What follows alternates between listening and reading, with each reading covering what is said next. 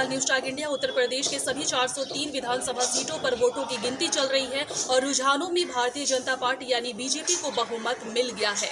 इसके बाद यूपी के सीएम योगी आदित्यनाथ एक बार फिर से सरकार बनाते दिख रहे हैं।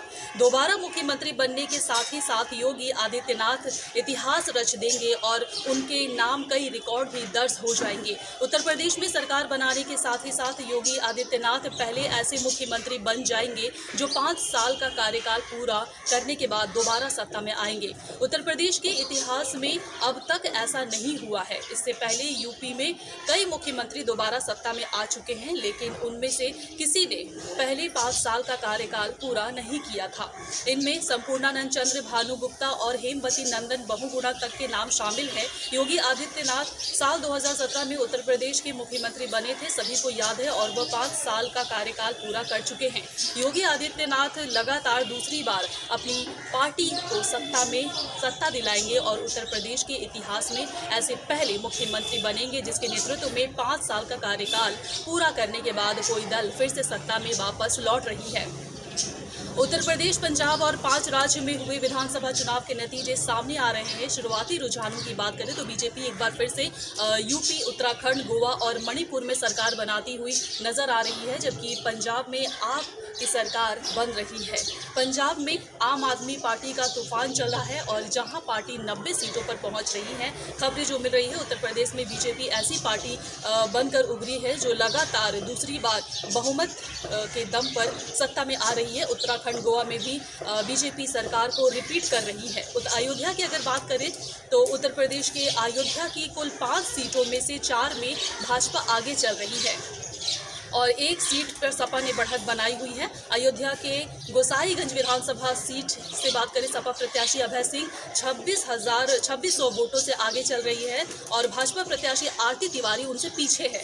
यूपी में 260 सीटों पर भाजपा आगे चल रही है, सपा को 120 पर बढ़त मिली है। करहल से सपा प्रत्याशी अखिलेश यादव कई हजार वोटों से आगे चलते हुए दिखाई दे रहे हैं। तो वहीं गोरखपुर शहर सीट से सीएम योगी ने भी अच्छी बढ़त बनाई हुई है और रिकॉर्ड भी दर्ज करने वाले हैं। डिप्टी सीएम केशव प्रसाद और पीछे चल रहे हैं। गोवा विधानसभा रुझानों में चुनाव में ताजा रुझान के अनुसार बीजेपी बड़ी पार्टी के रूप में उभर रही है, जबकि पहली बार चुनाव लड़ रही टीएमसी 5 सीटों पर बढ़त बनाए हुए है। 40 सीटों वाली विधानसभा में बीजेपी 18 सीटों पर, कांग्रेस 12 सीटों पर, आप 1 सीट पर, टीएमसी 5 सीटों पर और अन्य 4 सीटों पर आगे चल रही हैं। गोवा में तृणमूल कांग्रेस का पैर जमाए हुए 1 साल से भी कम समय हुआ है। इसके बावजूद तृणमूल ने एमजेपी के साथ मिलकर गोवा विधानसभा चुनाव लड़ा था और आरंभिक रुझानों में 5 सीटों पर बढ़त बनाए हुए आगे चल रही है। टीएमसी के महासचिव और ममता बनर्जी के भतीजे अभिषेक बनर्जी फिलहाल गोवा में भी कई बार जा चुके हैं और कई बार चुनाव प्रचार में उन्होंने हिस्सा लिया है। गोवा में चुनाव परिणाम पर नज़र उन्होंने बनाए हुए हैं। गोवा में बड़ी पार्टी को मजबूत करने के लिए ममता बनर्जी खुद 1 से अधिक बार गोवा का दौरा कर चुकी हैं। अभिषेक बनर्जी ने भी कई बार गोवा का दौरा किया है और संगठनात्मक कार्य किया है। नतीजों में शुरुआती रुझानों के सामने जो आ रहे हैं, आने से साफ ये लग रहा है कि 40 सीटों वाले गोवा में कई लोगों ने टीएमसी पर भरोसा जताया है। और आपको बता दें, लगातार तस्वीरें साफ होने पर और क्लियर हो जाएंगी। तृणमूल 5 सीटों पर आगे चल रही है। गोवा की बात करें, उधर पंजाब की अगर बात करें, सभी सीटों के रुझान आ गए हैं लगभग। इनमें आम आदमी पार्टी को स्पष्ट बहुमत मिलता हुआ दिखाई दे रहा है। वहीं सीएम चरणजीत चन्नी, कैप्टन अमरिंदर सिंह और नवजोत सिंह सिद्धू समेत कई दिग्गज अपनी अपनी सीटों से पीछे चल रहे हैं। आम आदमी पार्टी के नेता मनीष सिसोदिया ने पंजाब में आपको बढ़त मिलने पर कहा है कि पंजाब ने केजरीवाल के शासन मॉडल को मौका दिया है। आज उनके शासन का मॉडल राष्ट्रीय स्तर पर स्थापित हो चुका है।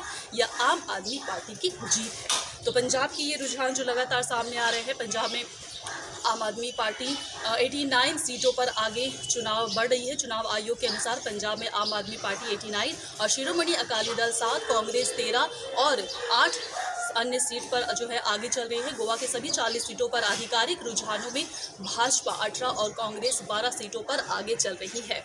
मुख्यमंत्री प्रमोद सावंत सालेकिन में अब तक लगभग 300 मतों से आगे चल रहे हैं। तो ये अब तक के रुझान जो नतीजे सामने आ रहे हैं उसके अनुसार हालात बंगाल न्यूज टाइम इंडिया पल पल की जानकारी आपको देता रहेगा और फिलहाल जैसे जैसे नतीजे सामने आते जाएंगे तस्वीर और क्लियर हो पाएगी।